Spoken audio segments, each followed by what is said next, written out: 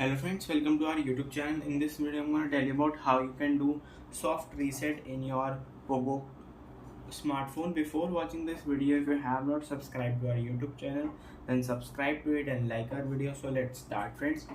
First you have to simply open your settings app like this.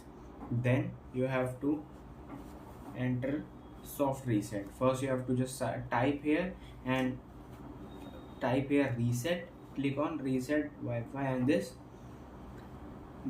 press back. Then you have to swipe down. Here it is additional settings. Then swipe down. Here it is backup and restore and factory reset. Here it is the soft reset you can do.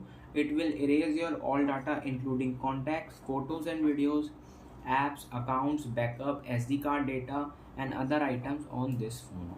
I hope you like this video. If you like this video, then subscribe to our YouTube channel for more helpful tips and tricks videos. See you next time.